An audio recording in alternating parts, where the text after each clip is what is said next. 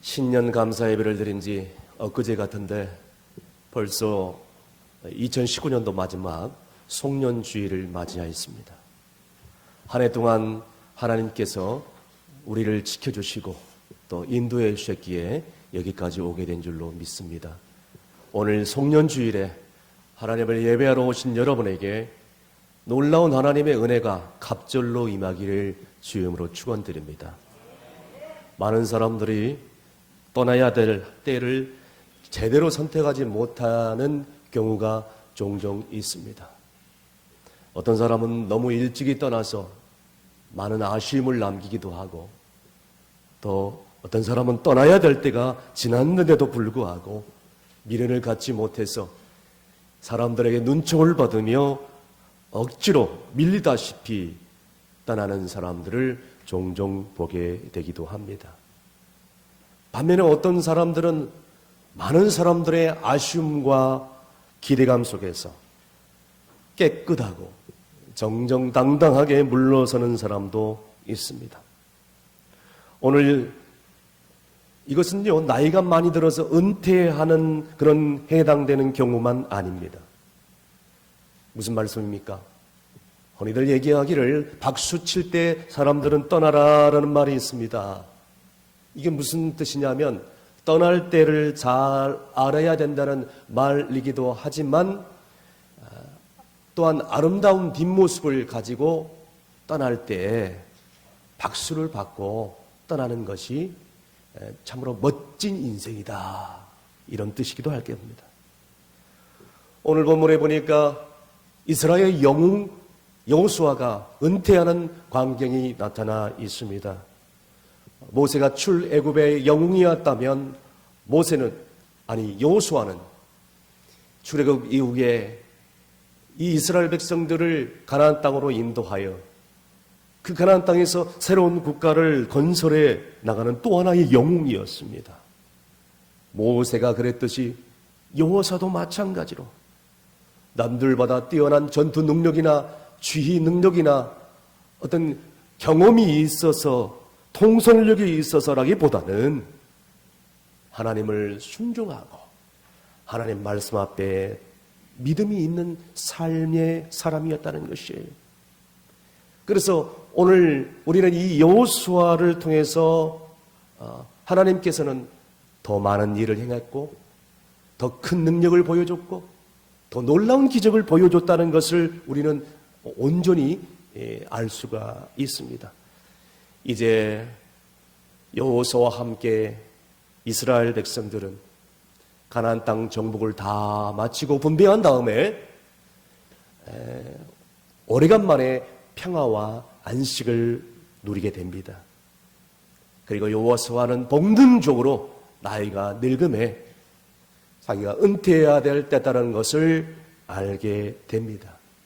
다시 말씀드려서 여호수아 본인은 그렇게 생각했을 것입니다. 자기의 몫을, 자기의 역할을 다 했다라고 생각했던 것입니다. 그리고 나는 이후에 여호수아는 다음 세대들을 다 불러 모읍니다. 그리고 여호수아는 마지막 유언과 같은 말씀을 오늘 본문을 통해서 얘기를 해주고 있습니다. 오늘 여호수아의 유언적인 말씀이 오늘 한 해를 마무리하고 새해를 맞이하는 우리에게 어떤 말씀이 되는가, 이 말씀을 통하여서 놀라운 하나님의 음성을 듣고 새해를 열어갈 수 있는 저와 여러분이 될 수 있기를 간절히 바랍니다. 첫 번째는 하나님이 우리를 위해서 싸우신 분이시다라고 얘기를 해주고 있습니다. 지금까지 이스라엘 백성들을 위해서 싸우신 분은 여호수아도 아니고 이스라엘도 아니에요. 하나님께서, 야훼 하나님께서, 오직 그분께서 싸웠다 라고 지금 얘기를 해주고 있는 것입니다. 오늘 본문 3절 말씀 다 함께 있습니다. 너의 하나님 여호와께서 너희를 위하여 이 모든 나라에 행하신 일들을 너희가 다 보았거니와 너희 하나님 여호와 그는 너희를 위하여 싸우시니라. 아멘. 지금까지 이스라엘이 많은 전투를 했고 많은 적들을 물리쳤지만 이스라엘이 잘나서 이스라엘의 어떤 전투 능력이 뛰어나서라가 아니라 하나님께서 이스라엘 위해서 싸우셨다라고 지금 얘기를 해주는 것입니다. 그래서 여호수아는 계속해서 너희 하나님이라고 강조를 하고 있는 것이에요. 이제 이스라엘이 가나안 땅을 차지하게 된 것도 하나님께서 이제 그 땅에서 부와 권력을 독점하고 있는 그 가나안 땅의 원주민들, 지배자들을 몰아내셔서 마침내 그 땅을 비우시고 그 땅을 안식케 하시고 조상들과 약속하신 그 약속을 이 이스라엘 후손들에게 지켜주셔서 마침내 이스라엘이 새로운 나라를 건설하게 하셨다는 것입니다. 여러분, 우리의 인생도 마찬가지입니다. 하나님께서 여기까지 에베네셀로 인도해 주시지 않았다면 하나님이 우리 앞에 있는 모든 악한 영들, 원수마귀를 물려주시지 않았다면 여기까지 올 수 있는 성도들 한 사람도 없을 것입니다. 여러분, 하나님께서 우리를 위해서 대신 싸우신다. 요 얘기만 들어도 여러분 가슴 벅차지 않습니까? 저는 이 말씀 묵상하면서 심장이 벌렁벌렁 뛰는 것을 느꼈어요. 아, 그렇다. 하나님이 나를 위해서 싸워주시는구나. 하나님이 대신 원수를, 적들을 물리쳐 주시는구나. 나는 이 생각만 하면 잠을 이룰 수 없어요. 여러분, 흔히들 그런 말이 있죠. 똥개도 자기 집 앞에서는 몇 점 먹고 들어가요? 아시죠? 똥개도 자기 집 앞에서는 큰 소리로 막 주인이 보란 듯이 짖는다고 합니다. 여러분, 제가 초등학교, 중학교 시절 때에 제가 새들어 산 집의 주인집 아들이 동네 골목 대장이었습니다. 싸움 엄청나게 잘했고요. 이 형 앞에서 뭐 운동이라든가 싸움을 겨루어서 이길 만한 그런 아이들이 하나도 없었어요. 골목 대장 형이 나타나면 천하무적 해결사예요.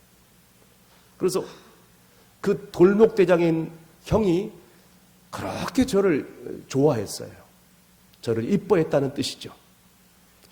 그래서 어떤 아이들이 괜히 저한테 와가지고 시비를 걸고 싸움을 걸고 괴롭히고 때릴 때는 언제 나타나는 듯이 그 형이 나타나가지고 그 괴롭히는 친구들을 다 그냥 해결해 주는데 이 형이 내 편이 되어주니까 내 주변에 얼씬거리고 괴롭히는 애들이 하나도 없어요. 그 형만 있으면 어디 축구 시합에 나가고 어디 싸움판에 나가고 어디 놀러 가도 든든한 거예요.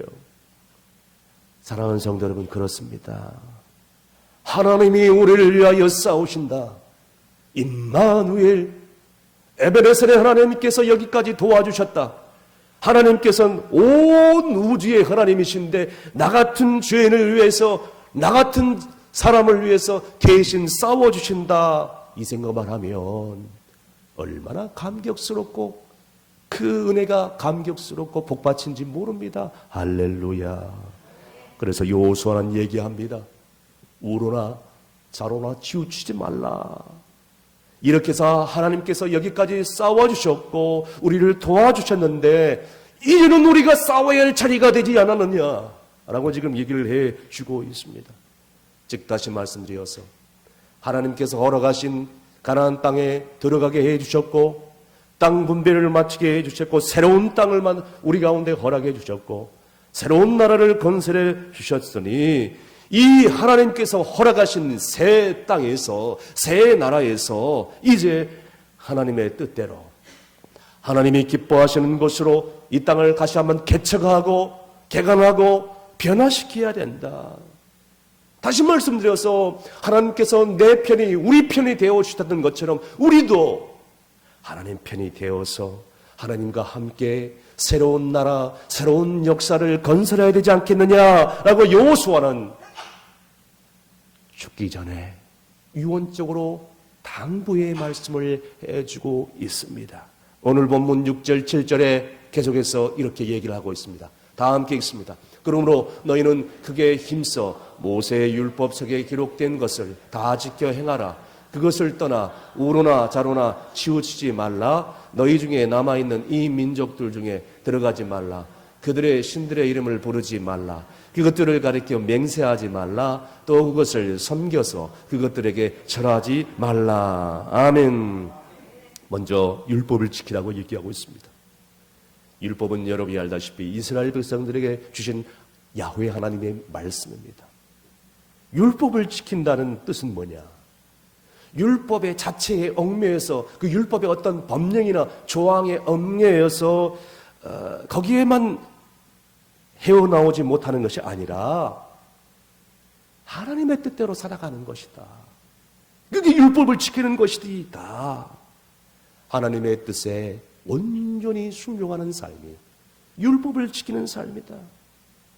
어떤 것은 내 마음에 드니까 지키고 어떤 것은 내 마음에 들지 않으니까 안 지키고 이런 것은 내 마음에 안 드니까 쏙 다 빼버리고 내가 좋아하는 것만 골라서 지키고 그것은 율법을 처음부터 끝까지 지키는 것이 아니라 아예 안 지키는 것과 똑같다는 것입니다.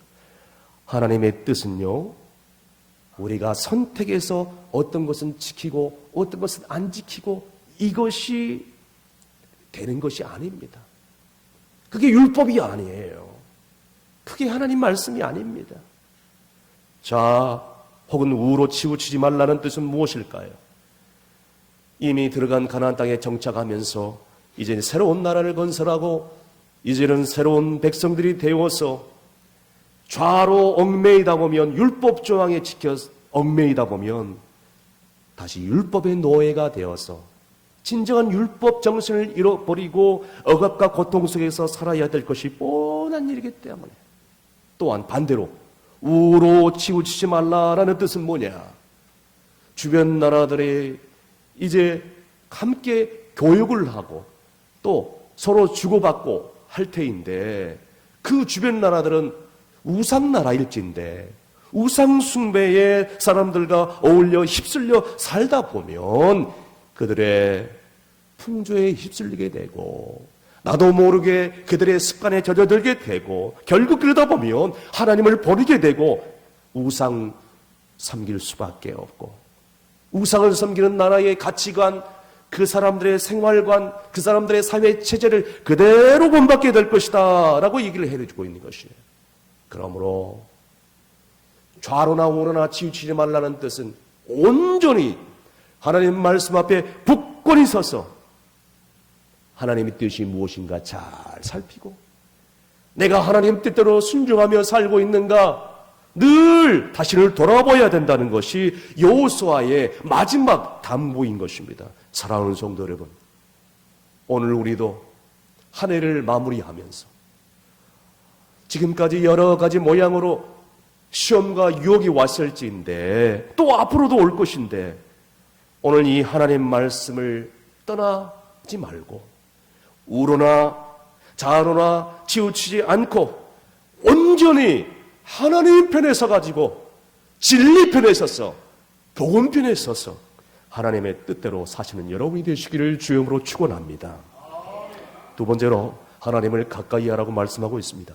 오늘 본문 8절 말씀 다 함께 읽습니다. 오직 너희 하나님 여호와께서 가까이 하기를 오늘까지 행한 것 같이 하라. 아멘. 지금까지 해온 것처럼 하나님을 가까이 하라 라고 지금 당부를 하고 있는 것입니다. 여호수아의 말은 더도 말고 덜도 말고 지금까지 하나님이 원하시는 뜻대로 하나님만 의지하고 하나님만 순종하면서 살아왔다는 것처럼 이렇게 살면 된다라고 얘기하고 있습니다. 왜냐 하면 율법을 지킨다는 이유로 자유를 제한해서는 안 되고 반대로 자유롭게 산다는 이유로 내 멋대로 방종된 삶을 살아서도 안 된다는 뜻입니다. 다시 말씀드려서 우리 마음의 중심에 너희들의 마음의 중심에 하나님 야훼 여호와 하나님을 두고 하나님을 믿고 하나님을 신뢰하며 살면 이런 모든 마음을 가지고 하는 모든 일들이 하나님의 뜻에 순종하는 삶이 될 것이다 라고 얘기하면서 우로나 좌로나 치우치지 말고 하나님이 기뻐하시는 길을 걸어가라고 지금 말하고 있는 것입니다. 어떤 부자가 가난 말기 선고를 받았습니다. 병원 의사가 6개월 뒤에 죽는다는 그런 사형 선고를 받은 것입니다. 돈은 많으나 이제 사형 선고를 받은 뒤에 이 엄청난 재물이 무슨 소용이 있겠어요? 이 돈 많은 부자가 죽음 앞에서 자기의 인생을 곰곰이 생각해 봤습니다. 그리고 내린 결론은 그래, 내 남은 인생 짧은 6개월 동안이라도 교회 나가서 하나님 믿고 예수님 믿고 신앙생활하고 하나님이 계시다면 그분을 위해서 남은 시간 보내야 되겠다라는 것입니다.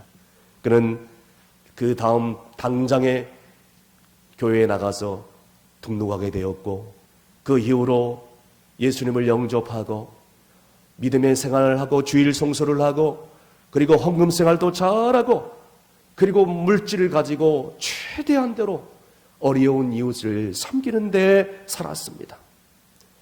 그런데 이 부자가 말할 수 없는 기쁨을 맛보게 되는 거예요. 지금까지 그의 인생에 있어서 맛볼 수 없었던 놀라운 감격과 기쁨을 맛보게 된 것입니다. 6개월이 다 지나가서 병원 진단을 받게 되었습니다. 그런데 6개월 뒤에 죽는다는 그런 이 진단을 받고 6개월 뒤에 이제 진단을 다시 최종적으로 받았는데 세상에 놀라운 일들이 납니다. 오히려 몸의 컨디션이 좋아지고 더 좋아졌다는 그런, 그리고 고통도 통증도 사라지고 이제 더 이상 약물이 필요 없다는 의사 최종 진단이 나온 거예요. 할렐루야. 간암 흔적이 흔적도 없이 다 사라진 거예요. 그 부자는 고백합니다. 하나님 감사합니다. 이제 남은 시간 하나님의 영광을 위해서 내 삶을 드릴 차례입니다 라고 고백을 하는 것입니다.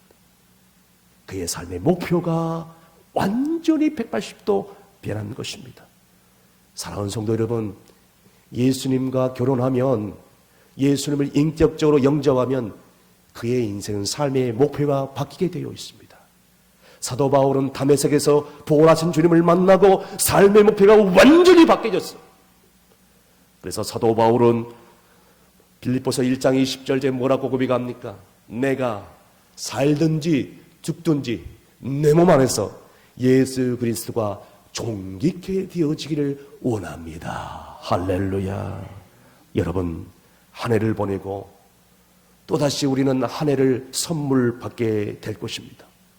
오늘 바울은 분명한 목표가 있었기 때문에 그래서 그 삶의 목표를 향하여 꾸준히 달려가서 하나님의 부르심의 상을 받기 위해서 최선을 다하면서 오늘 우리도 이 고백을 본받아 하나님을 가까이 해야 된다는 이 분명한 삶의 목표를 가지고 다가오는 새해는 더 하나님을 가까이 하겠습니다. 더 하나님을 예배하겠습니다. 더 충성하겠습니다. 주변에 있는 가난한 사람들을 더 돌아보겠습니다라는 삶의 목표가 있기를 주임으로 축원합니다. 마지막으로 스스로 조심하여 하나님을 사랑하라.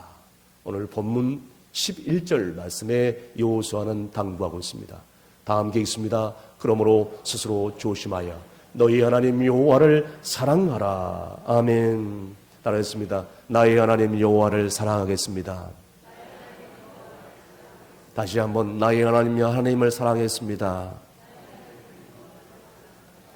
지금까지 하나님께서 도와주셨고 잘 지내게 해주셨으니까 가나안 정복도 다 마쳤고 땅 분배도 은혜 가운데 다 마쳤고 적들도 다 물리쳤으니까 이제 좀 편히 쉬고 내가 하고 싶은 거 다 해야 되겠다라는 식의 생각은 절대로 안 된다라고 지금 얘기를 하고 있는 것입니다. 오히려 그러면 그럴수록 더욱더 열심을 내어서 표대를 향하여 더욱더 전진해야 된다.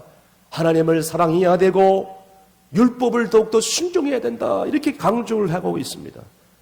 여러분, 야구를 좋아하시는 분들은 잘 아시겠지만 야구 중계 방송을 여러분 들으셔서 잘 아시겠죠?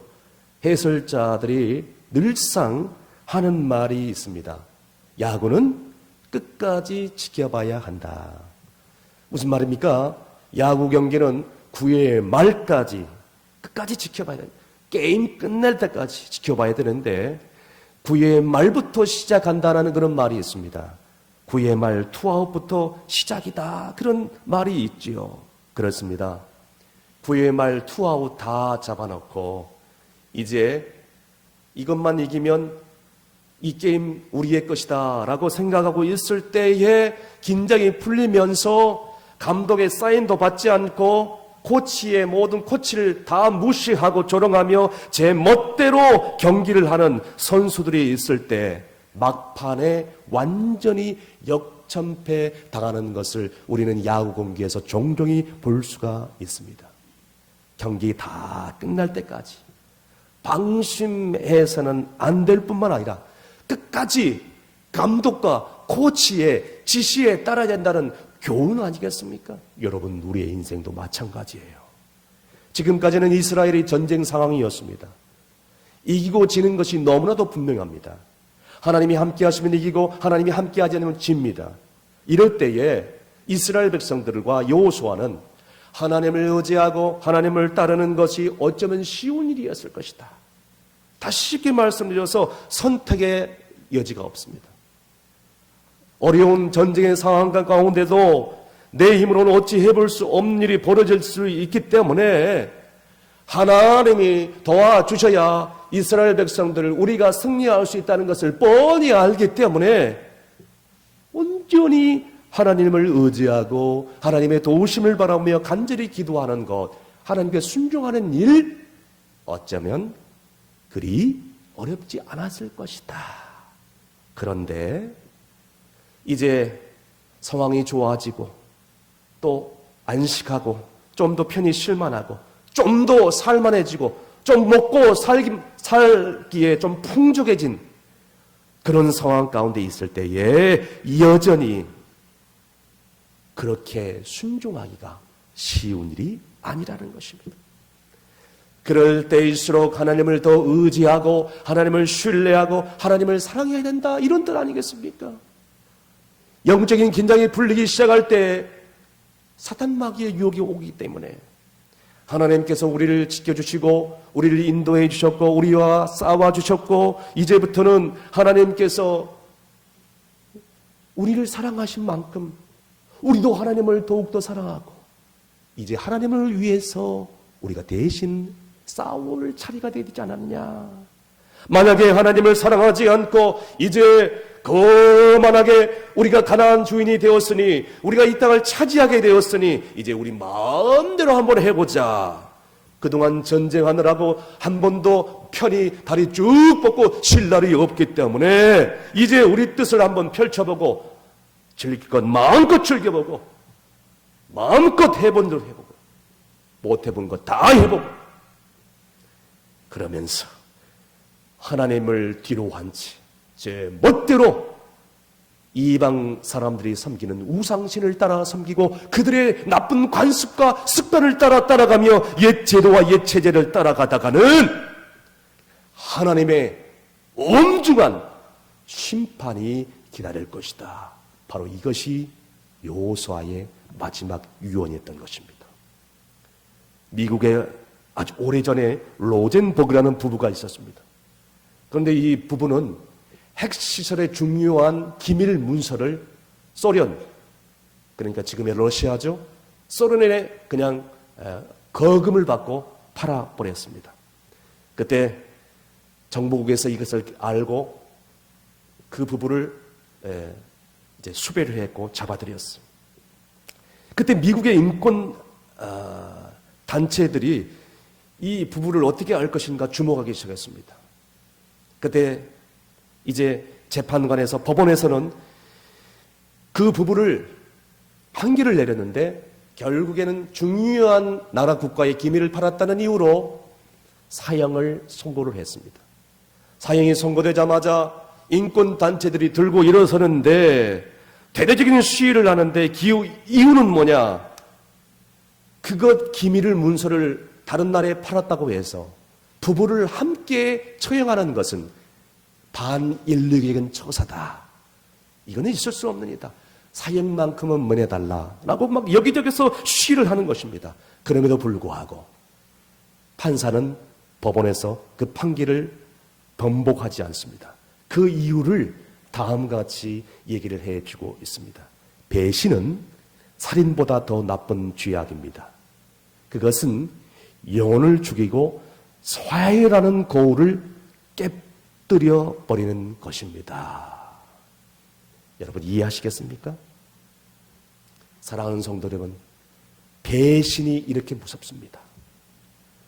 지금까지 하나님께서 우리를 대신 위해서 싸워주셨는데, 지금까지 하나님께서 우리를 보호해 주셨는데, 지금까지 우리를 위해서 사랑해 주셨는데, 이제는 우리가 원하는 것들을 다 얻었다고 해서 하나님을 사랑하지도 않고요, 하나님을 믿지도 않고요, 하나님을 신뢰하지도 않고요, 그동안 하나님께서 싸워주셨는데 그 우상들을 따라 섬긴다면 이것이야말로 우리가 하나님을 배신하는 것이고, 무엇보다도 중요한 것은 이것을 하나님을 우리의 적으로 만드는 행위다.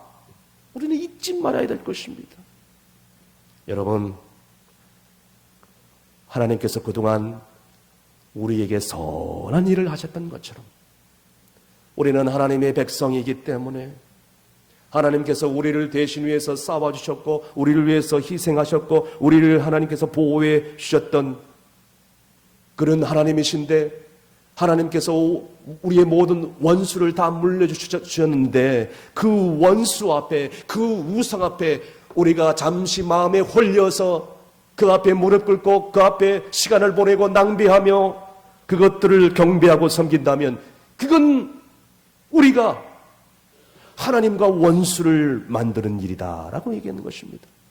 다시 말씀드려서 공의로우시고 자비로우신 하나님께서 원수를 위해서 대신 우리를 위해서 싸워주셨는데 우리가 이제는 마음이 바뀌어서 배신해서 원수의 편에 서버린다면, 원수를 따라간다면 이제는 내가 너희들의 지금 원수를 지금까지 다 물리쳐줬던 것처럼 이제 너희는 원수로 간주한 바 하나님의 원수가 될진데 너희들은 얄짜없다.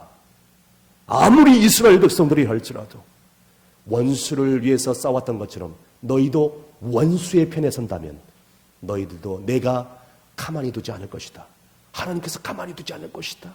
그러니 하나님을 위해서 싸우라. 주를 위하여 헌신하라. 복음을 위하여 고난을 받아라. 우리가 하나님께 싸워 이길 수 있겠습니까? 여러분, 여호수아가 이것을 강조를 해주고 있는 것입니다. 이게 바로 여호수아가 이스라엘 백성들에게 주고 있는 마지막 유언의 말씀인 것입니다. 말씀의 결론을 내립니다. 여호수아의 유언은, 여호수아의 마지막 당부는 오늘 이 험한 세상을 살아가는, 시험과 유혹과 어려움이 난무하는 이 세상 가운데 살아가는 모든 성도들에게 주시는 당부이며 유언적인 말씀인 것입니다. 다가오는 세계에도 여러분, 오늘 여호수아의 유언을 기억하면서 우리와 대신 싸우시는 하나님을 더욱더 사랑하시는 여러분이 되시길 바라고, 이것이 우리가 살 길이다. 여러분, 정부가, 청와대가, 돈 많은 재벌들이, 기업체가 여러분 우리를 살려주지 않습니다. 강대국이 우리를 보호해주지 않아요. 우리를 보호하시고 우리가 살 길은 오직 하나님을 의지하는 길밖에 없어요. 하나님이 우리를 너무나도 사랑하시는데, 그래서 지금까지 우리의 삶을 하나님께서 지켜주셨는데, 하나님께서 우리의 인생의 고비고비 때마다 우리를 인도해 주셨고 붙들어 주셔서 하나님께서 내 대신 모든 원수를 싸워 주셨는데 이제는 우리가 주를 위해서 희생해야 될 차례 아니겠어요? 우리가 하나님을 위해서 싸울 차례다.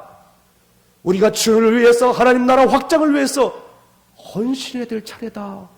이게 오늘 우리에게 주시는 말씀인 것입니다.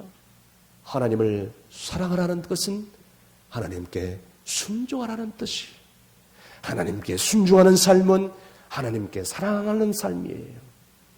여러분 끝까지 하나님께 충성할 수 있기를 바랍니다. 그래서 우리 교회가 무슨 교회예요? 충성교회. 이름에 걸맞는 성도가 되시길 바랍니다. 만약에 이 이름대로 순종하지 않으면 교회 이름 바꿔야 돼요.